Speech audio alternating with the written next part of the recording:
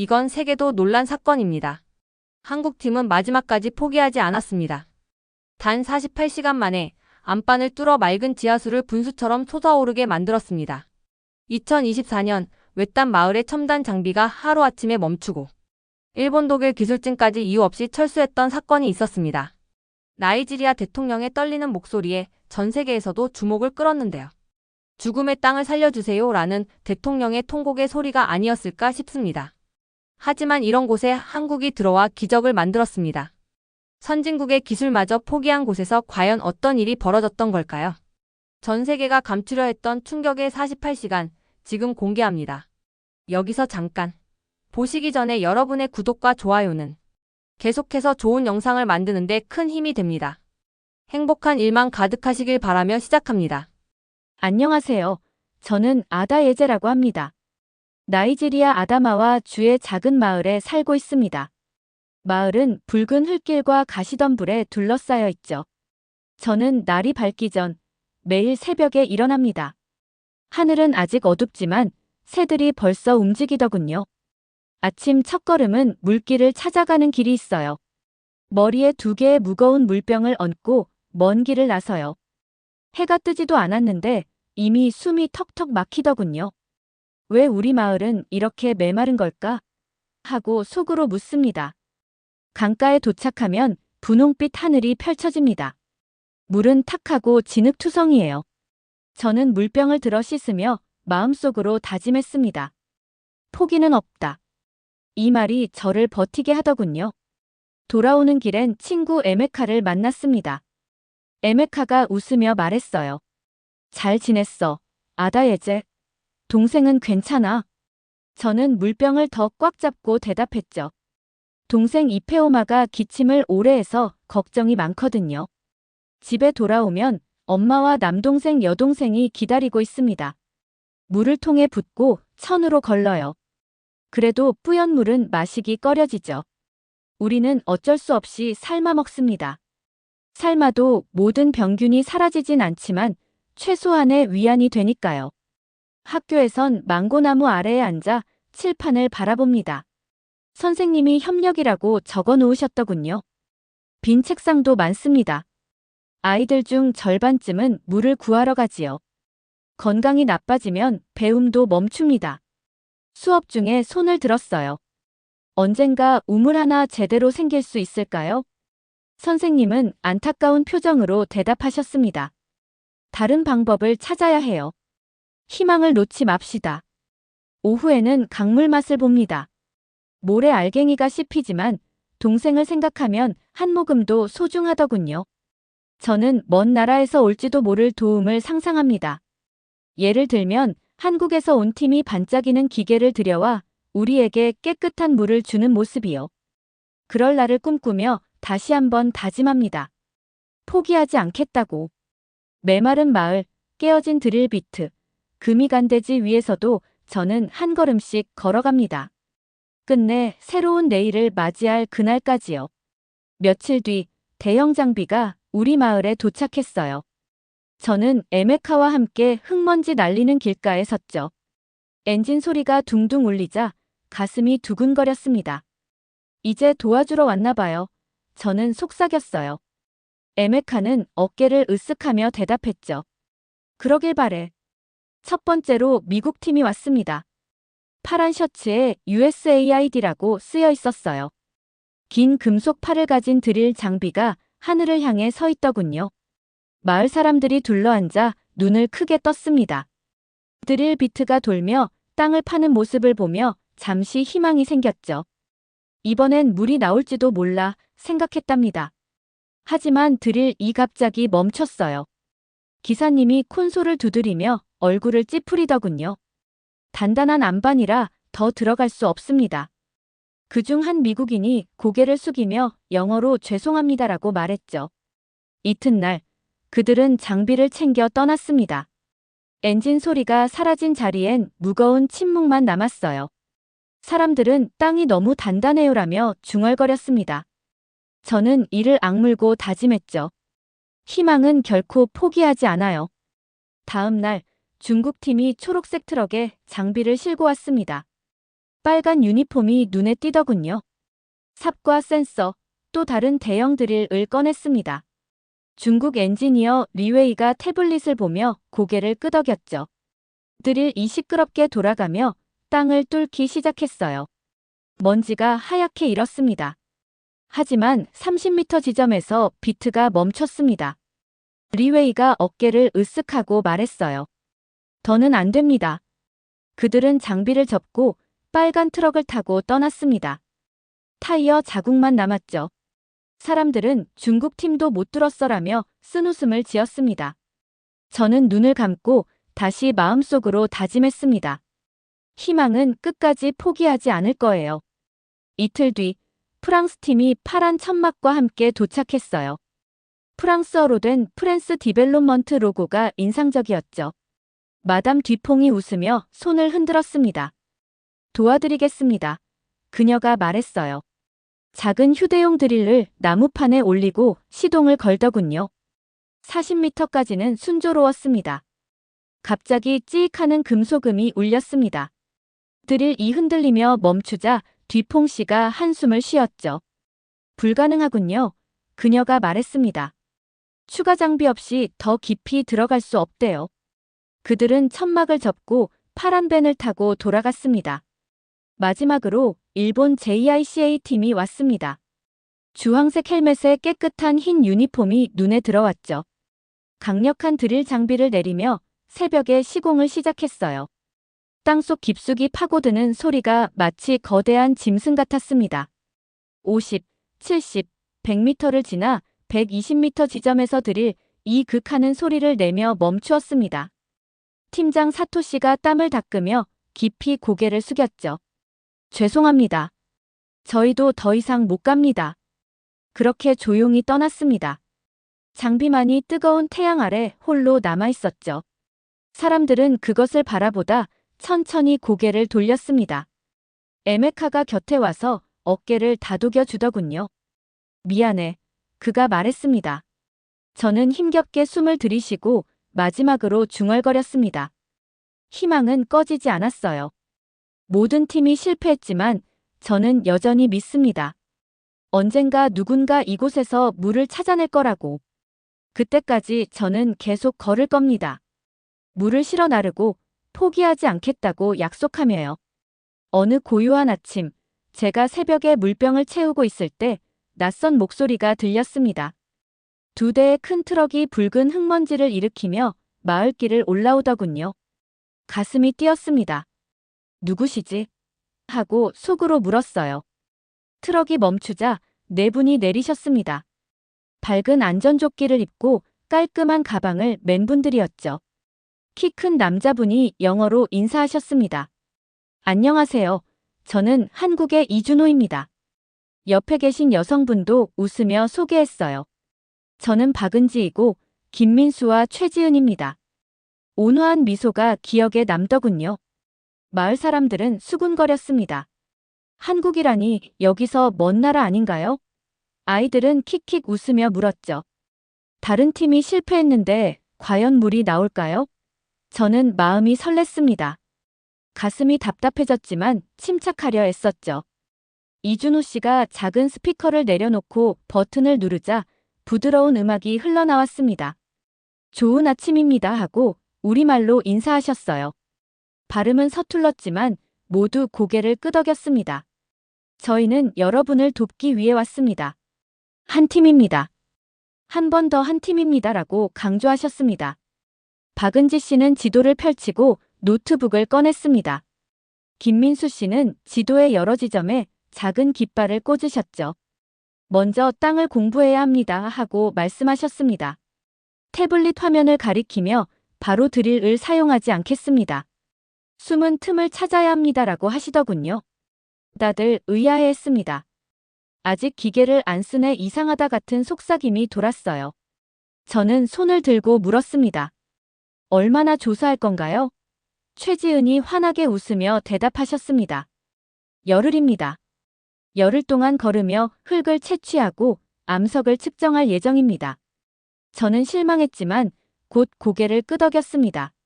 지도의 깃발이 제 집과 오래된 우물, 마른 냇가를 표시하고 있었어요. 그날부터 저는 팀을 따라다녔습니다. 매일 아침 박은지 씨와 김민수 씨를 만났죠. 그들은 깊이 1m도 안 되는 작은 구멍을 뚫고 흙을 투명한 봉지에 담았답니다. 정오가 되면 그늘진 나무 아래서 점심을 먹었습니다. 가끔 말린 과일을 나눠주셨고 저는 고구마와 플랜테인을 가져가며 감사합니다라고 인사했죠. 서로 웃으며 친해졌습니다. 오후가 되면 팀은 더 먼 곳으로 이동했어요. 저는 최지은께 물을 날랐습니다.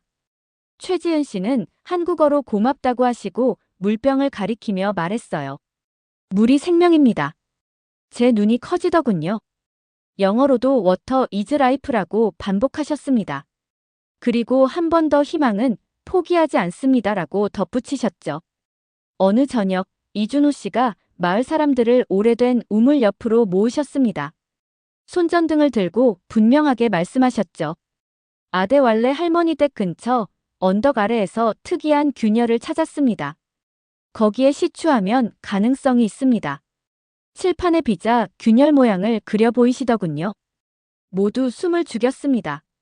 영감님, 아데왈레 어르신이 수염을 쓰다듬으며 말했습니다. 여러분을 믿겠습니다. 마을 사람들은 박수를 쳤죠. 저는 눈가가 뜨거워지는 걸 겨우 참았습니다. 우리는 한 팀입니다. 희망은 포기하지 않아요 하고 속삭이듯 되뇌었답니다. 그날 밤 저는 깨어서 언덕 아래 틈을 생각했습니다. 물이 터져나오는 장면을 머릿속에 그려보았죠. 희망은 포기하지 않습니다. 우리는 한 팀입니다. 한국이 우리를 도울 거예요. 지쳤지만 미소를 멈출 수 없더군요. 눈을 감고 깨끗한 물과 밝은 내일을 꿈꾸며 잠들었습니다. 11일째 날 아침, 웃음소리에 눈을 떴습니다. 얇은 담요를 밀어내고 밖을 살폈더니 한국팀이 오래된 우물 옆에서 무언가를 하고 있더군요. 오늘은 달랐습니다. 반짝이는 축구공이 펼쳐져 있었으니까요. 저는 샌들을 신은 채 빈 물통을 들고 흙길을 달렸습니다. 우물 앞에 서자 박은지 씨가 작은 에메카에게 공을 살며시 굴리시더군요. 에메카가 발을 휙 돌려 공을 찾아 아이들 사이로 공이 휙휙 날아갔습니다. 이준호 씨와 박은지, 김민수, 최지은 씨도 함께 뛰어들었죠. 종처럼 울리는 웃음소리가 귓가에 맴돌았습니다. 아다 예제, 같이 놀아요. 최지은이 부드럽게 영어로 부르셨어요. 저는 웃으며 얼른 공을 드리블했답니다. 박은지 씨 무릎 앞을 재빠르게 돌았더니 모두 킥킥 웃었죠. 흙먼지가 잠깐 피어오르고 아이들 머리카락에 햇살이 반짝였습니다. 잠시나마 물 걱정 잊은 순간이었어요. 경기가 끝나자 모두 망고나무 그늘 아래로 쓰러졌습니다. 한국팀이 도시락을 꺼내더군요. 찰진 밥과 빨간 김치였어요. 한번 드셔보세요 하시며 권하셨죠. 밥알이 부드럽고 김치가 알싸해 입가에 미소가 번졌습니다. 저도 어머니가 싸준 졸로프 라이스를 꺼내 건넸어요. 이거 드셔보세요. 우리 집 단골 음식이에요 라고 했더니 작은 접시에 덜어가더군요. 박은지가 한 입 먹고는 맛있습니다 하시며 고개를 끄덕이셨습니다.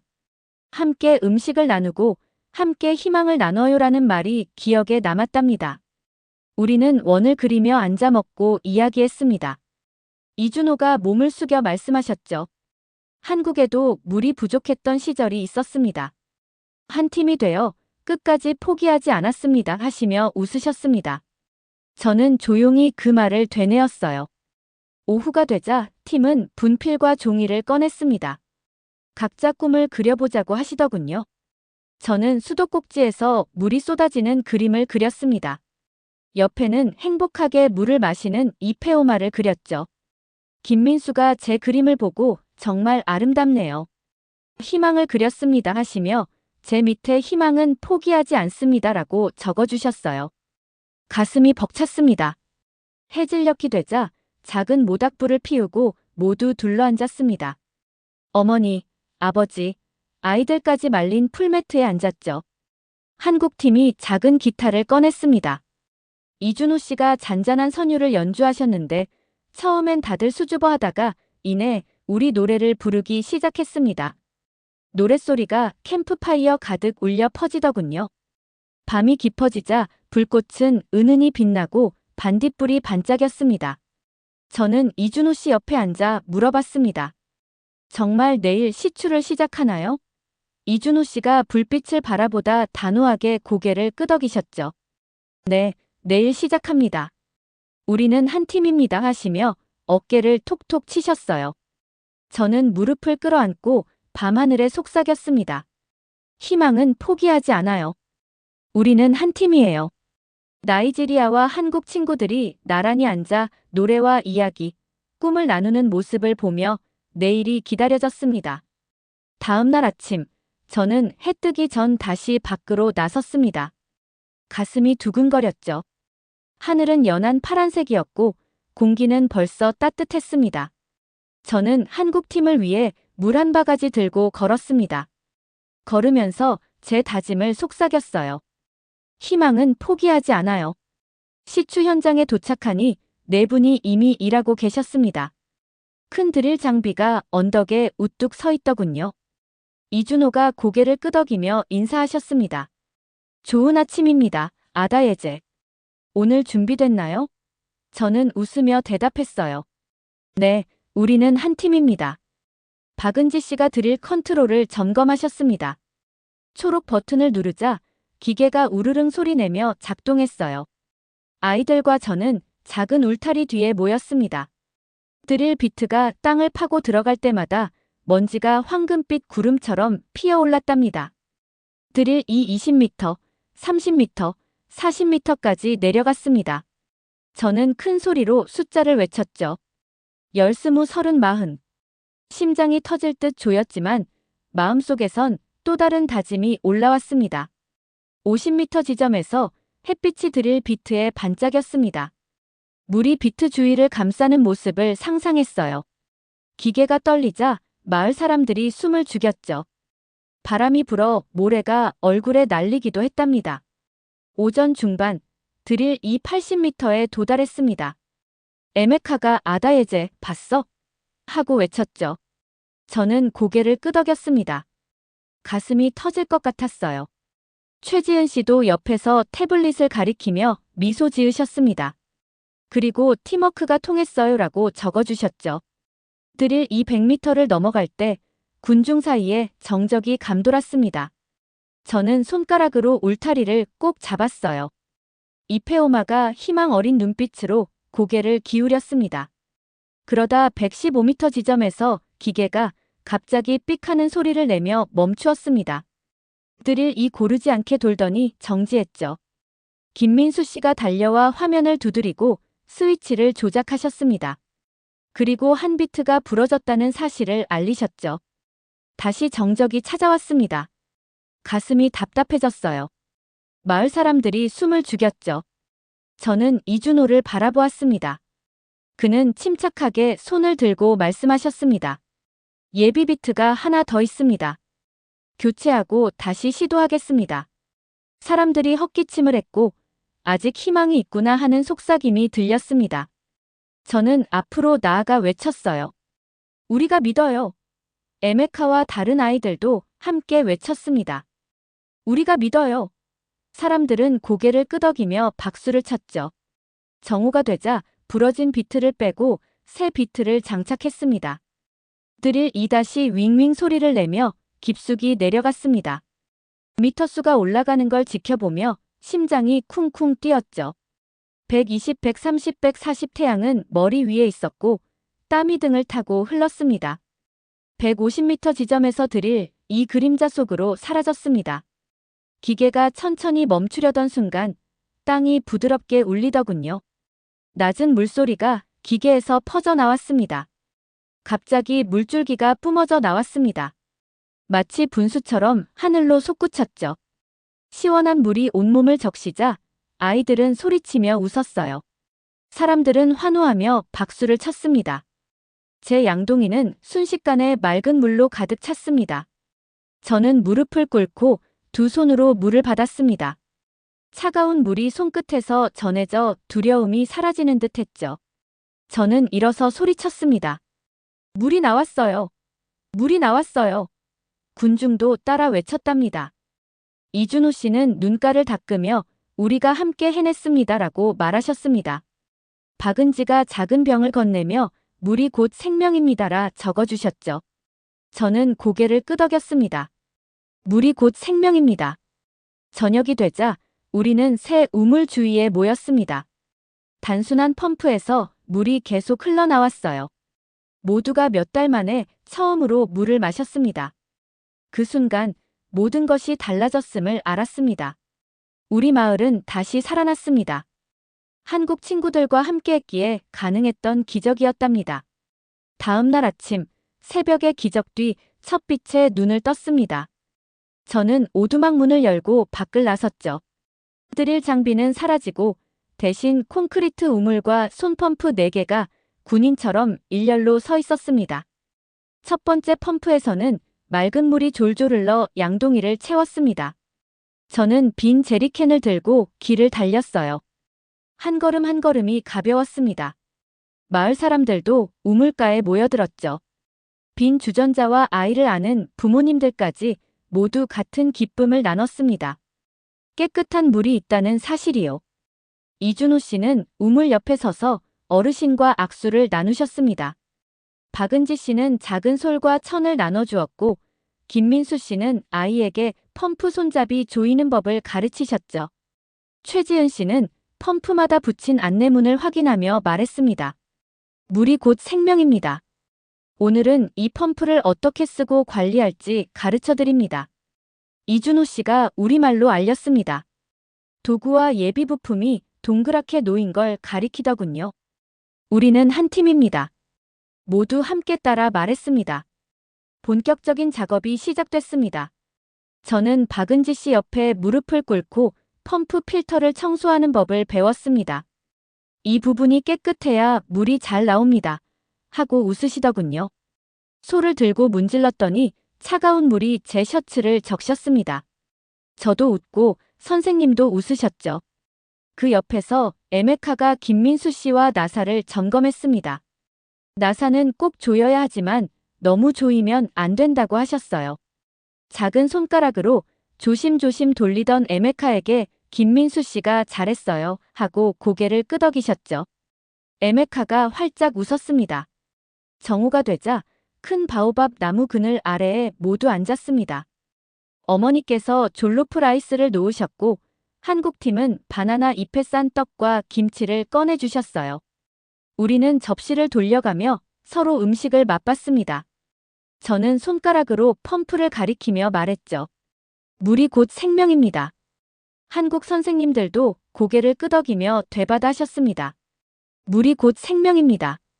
점심 후 아데왈레 어르신이 손을 들어 말씀하셨습니다. 여러 팀이 떠났지만 여러분은 가지 않으셨습니다. 포기하지 않으셨죠. 진정한 친구입니다. 눈가에 눈물이 맺히더군요. 늦은 오후에 저는 최지은과 마른 냇가로 걸어갔습니다. 그녀가 돌을 집어들며 시추 전후의 흑색이 달라졌습니다라고 설명하셨어요. 여기 붉은 점토층이 물을 품고 있습니다. 태블릿에 새 물원 확인됨이라고 적으시더군요. 마을 광장으로 돌아오니 아이들이 작은 컵으로 서로 물을 뿌리며 놀고 있었습니다. 에메카가 저를 향해 물방울을 튀겨 저도 웃으며 말했죠. 물 낭비하지 않겠습니다. 그리고 장난스럽게 덧붙였습니다. 희망을 지킬게요. 모두가 함께 따라했답니다. 해질녘 한국팀이 바오밥 아래에 모였습니다. 작은 노트를 나눠주셨죠. 겉표지에는 우리 마을 물관리장이라고 적혀 있었습니다. 박은지가 설명하셨습니다. 펌프 사용량과 누수, 부품 교체 시기를 기록하세요. 저는 노트를 받으며 손에 전해지는 묵직함에 마음이 든든해졌습니다. 첫 줄을 썼습니다. 우리는 한 팀입니다. 물을 소중히 지킬 것입니다. 밤이 되자 반딧불이 불빛을 밝혔습니다.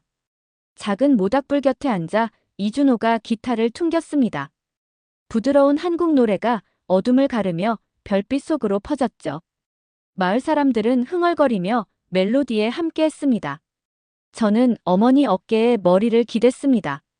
먼지 낀 물병에서 시작해 이토록 밝은 내일까지 우리의 여정을 생각했죠. 저는 조용히 중얼거렸습니다. 물이 생명입니다. 희망은 포기하지 않습니다. 그 순간 우리 마을은 완전히 새로 태어난 느낌이었습니다. 나이지리아와 한국이 함께 쓴 용기와 인내, 공동체의 이야기였습니다. 그리고 무엇보다 함께 노력하고 희망을 놓지 않으면 단단한 안반도 물을 품고 사람들의 마음에도 새 생명이 깃든다는 사실을 보여주었습니다. 여기까지입니다. 이 이야기를 듣고 어떤 느낌이 드셨나요? 여러분의 소중한 생각을 댓글로 남겨주시고 이 사연의 감동을 주변 친구들과 가족에게도 공유해주세요. 여러분의 이야기 하나하나가 우리 모두에게 큰 힘이 됩니다. 그리고 다음 이야기는 더 충격적일지도 몰라요. 구독과 좋아요로 다음 편 기다려주시면 정말 감사할게요. 지금까지 동감할 수 있는 이야기. 감동동감이었습니다. 오늘도 행복한 하루 보내세요.